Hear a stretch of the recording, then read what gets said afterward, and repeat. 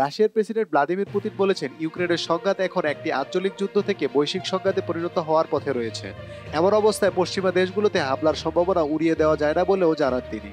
গতকাল বৃহস্পতিবার জাতির উদ্দেশ্যে এক ভাষণে এসব কথা বলেন রুশ প্রেসিডেন্ট ভ্লাদিমির পুতিন।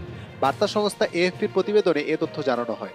ভাষণে রুশ প্রেসিডেন্ট জানান, ইউক্রেনে মধ্যম পাল্লার ব্যালিস্টিক ক্ষেপণাস্ত্র হামলা চালানো হয়েছে মার্কিন ও ব্রিটিশ ক্ষেপণাস্ত্র দিয়ে রুশ ভূখণ্ডে কিয়েভের হামলার জবাব ও পশ্চিমাদের সতর্ক করতে।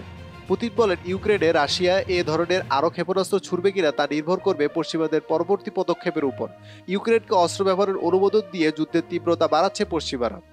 এর ফলে আঞ্চলিক সংঘাত বিশ্বব্যাপী ছড়ানোর সংখ্যা দেখা দিয়েছে বলে তিনি মন্তব্য করেন। ভাষণে রুশ প্রেসিডেন্ট হুঁশিয়ারি দিয়ে বলেন, যদি আগ্রাসী কার্যক্রম বৃদ্ধি পায় তবে আমরা সমানভাবে প্রতিক্রিয়া জানাবো। যেসব দেশ তাদের অস্ত্র আমাদের সামরিক স্থাপনায় ব্যবহারের অনুমতি দিচ্ছে, তাদের সামরিক স্থাপনাগুলোতেও আঘাত করার অধিকার রাশিয়ার রয়েছে। যদি কেউ এটি নিয়ে সন্দেহ করে তবে তারা ভুল করছে। এর প্রতিক্রিয়া অবশ্যই হবে। বিশ্লেষকরা বলছেন, রাশিয়ায় পশ্চিমাদের অস্ত্রের ব্যবহার এবং রাশিয়ার পাল্টা হামলা বিশ্বকে নতুন এক সংঘাতময় পরিস্থিতির দিকে ঠেলে দিচ্ছে।